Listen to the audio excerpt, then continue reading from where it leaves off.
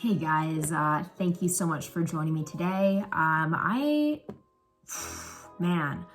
saw this photo here today and I'm pretty darn scared about this Delta variant.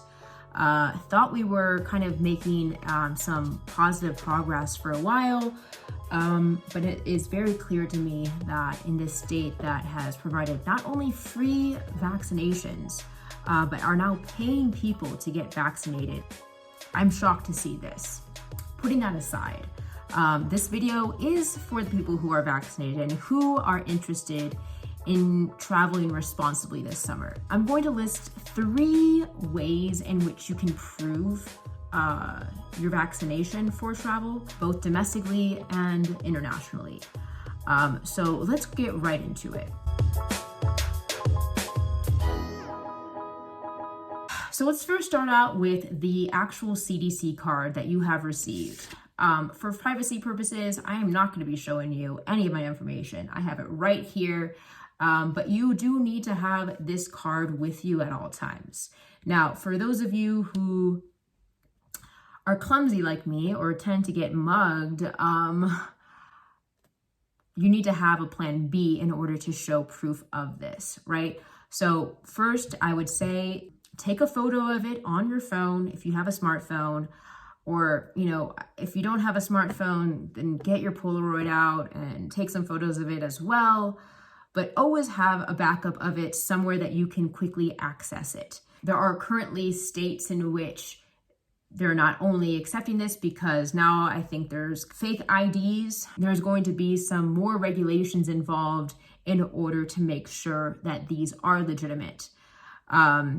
States are rolling out with their own apps. There's multiple options across the United States depending on what state you live in. And when you look to go abroad, every country has their own version as well. So it is becoming to get overwhelming in terms of what to download, what is a legitimate app, can you trust the apps that you're even downloading and putting all of this personal information into. Now, the second option is looking into the location that you are traveling to. Most places are now requiring a vaccine passport or a digital vaccine certificate. Are these legally required? No, not quite. So they can't demand that you download these apps, but states like New York and California are requiring you to download certain apps in order to enter into restaurants or gyms, for instance. Considering that there are a slew of apps out there, you don't really want to put out all of your information just because they exist. I did some heavy research as to the requirements that I'm going to be needing for Europe, and I don't need to download those specific apps. The Washington Post provided 3 great 100% verified apps to download your digital IDs: the Common Pass, the Excelsior Pass, and Clear. According to them, these are completely safe to utilize, but again, I would not download them unless necessary. So take this advice with a grain of salt based on the location that you're trying to travel to. For me, being located in the United States and having an actual COVID vaccination, traveling to Europe is going to be quite simple for me to show proof of that without downloading any apps. I only need to have my card as proof of verification. Lastly, check with your airline.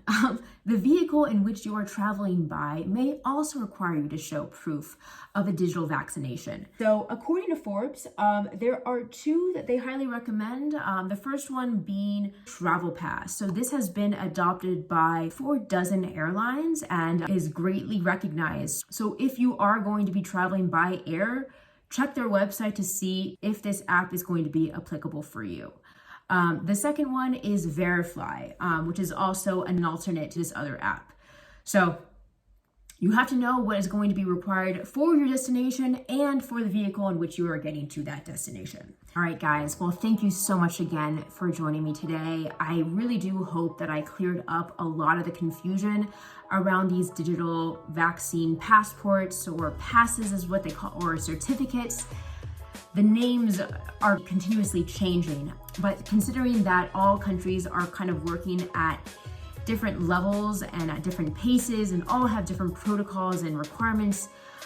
I would definitely try to compartmentalize this as much as you possibly can. Instead of overwhelming yourself with all of these apps that you have to download, first look at where you're traveling to and how you're getting there and seeing what's required for that. This is going to be an ongoing discussion. I am positive of that because I'm assuming at one point we're all as a whole going to have one app that we have to abide by. If we were able to all unify in one form of time around the world, I really do hope that we can unify this way of proof to overcome a pandemic. For you, I would recommend just to break this down into what is necessary for you and where you're traveling and who you're traveling with, and it will become a whole lot clearer for you. Again, these regulations will continuously evolve and change, but just try to keep an open mind, try to stay positive, and be kind to people.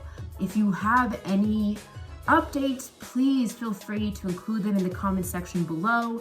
I'd love to hear your thoughts on any evolving changes because this is as of early August, and I know that things are going to be changing within the next couple of weeks and months ahead. So I'd be sure to include any updates that I can in the links below. So thank you again so much. I will continuously be monitoring this situation and be updating any resources that I have in mind with a timestamp to it so that you can see of any changes that are being had. All right, guys, go out there and flourish and travel responsibly, and I hope to see you all very soon.